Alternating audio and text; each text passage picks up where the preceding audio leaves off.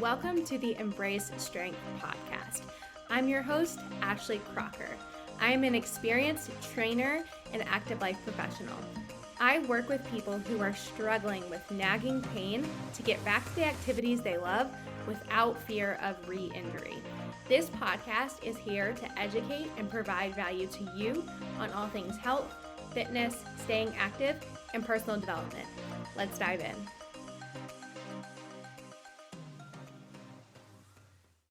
Hello and welcome back to another episode of the podcast. I am a little late in the week with recording these, but you know what? I am getting it out there. And today's episode is inspired by a conversation I had with one of my mentorship clients this morning about expectations with new clients. So this is something that got brought up because she was going to be talking to a potential client, and we were talking about like how to get that conversation going to find out if she's a good fit and all of that, and just really laying down expectations of what it looks like to be a client who gets results. And she was like, "What do you mean by that? Like, I've never talked about that with a client before." And what I have found in all the time that I've been a coach is that signing on the right person to your roster is so important. And what I mean by the right person is it's not just like, can you help them, but are they going to hold up their side of the bargain to be a good client? Now, I'm talking in the context of being a remote client. And if you work in person, those expectations are going to obviously look a little bit different, but the same like concept still applies. And so what I was telling her was that, okay, like if you feel like she's a good fit to help you, or you're a good fit to help her, tell her like, this is the most ideal scenario for you to get your results if you become my client.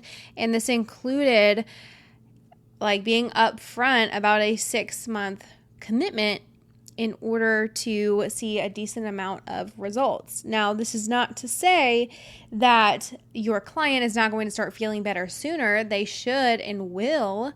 But something that this coach has struggled with in the past is signing on clients, and then 2 months in, the client is frustrated they're not seeing enough results, and then they jump ship because she did not have them like sign any commitments, or like, you know, she's like, I did tell those clients like to expect at least 6 months before seeing a substantial amount of results. But at the end of the day, if you're not actually having a client sign a commitment, they are not as invested in like, wow, I really do need to stay and commit to this amount of time to see the results that I want to see.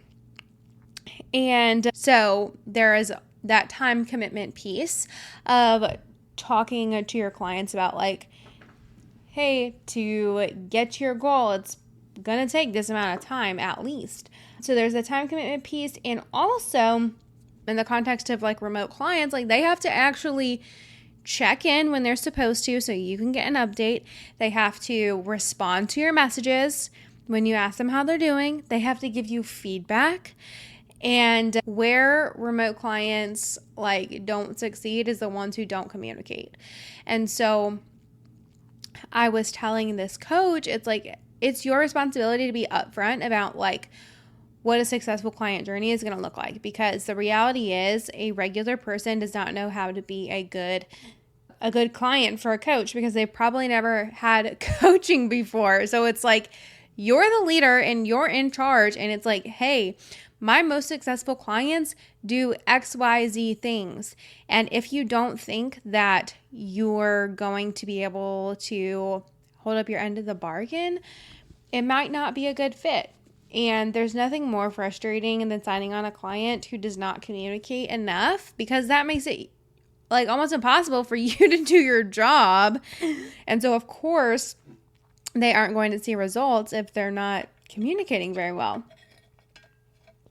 And so, anyways, I think this is an important conversation to have, because this is a common thing that I see among new coaches is they want to get clients. Awesome. We love that. Yes, we want clients. But you have to make sure that the expectations are correct. They understand what it looks like to be a good client who is successful with this type of coaching. And you have to be confident enough to stand up as the leader and professional to be able to say these things confidently. That's another piece to the puzzle. If you are not saying these things confidently and you're kind of like, well, blah, blah, blah, like just showing up as like not confident, then that's not going to work either, because nobody hires a coach who's not confident and lets like someone walk all over them. So it's like you have to show up as the confident professional that you are in order for the person to be like, okay, like I trust her to get results. She seems to know what the hell she's talking about. So, yeah.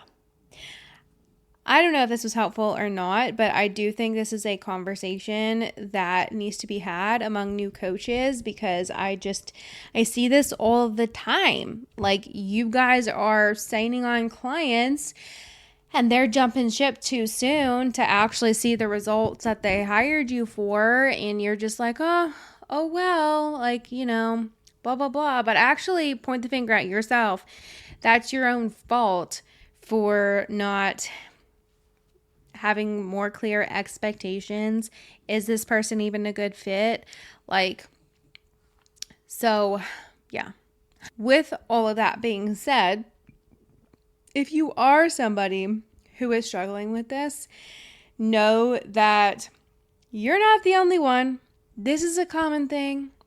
And the way that you learn and be better is to get some help. Get some help from a more experienced mentor to actually help you navigate these client conversations. Because you know what? Your certification probably did not go over like how to navigate this. So yeah, that is my tip to you today, is don't just wallow and sit and complain about your clients leaving too soon, that they didn't stay long enough to see results, blah blah blah. Like, how could you have done a better job on the front end with potentially avoiding what your current reality is? Excuse me. Learn from your mistakes. Don't be afraid to ask for help, and be confident when you are talking to potential clients of what it looks like to be a good client. Do they think they're going to be able to hold up their end of the bargain and actually do the work required to see results? And if they don't think they can be, then great. It is better that you know that at the beginning and you don't sign them on than you getting 2 months in and then, both parties being frustrated because things aren't moving the way that the client was expecting. So, alrighty. We are still in launch for Programming Through Pain, my group program. It is starting less than a week. It starts October 3rd. That is our first group call, October 3rd.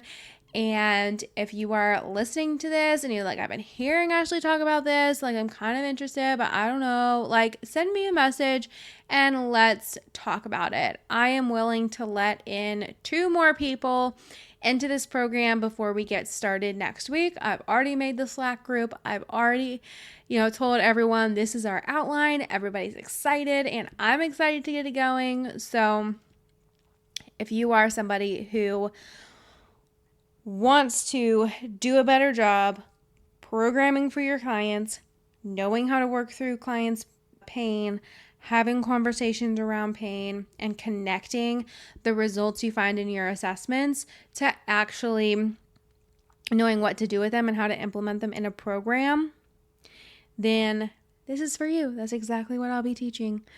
So that is all. I appreciate your time. And if you're a podcast listener, send me a message on Instagram. I want to know. All right. Talk to you next time.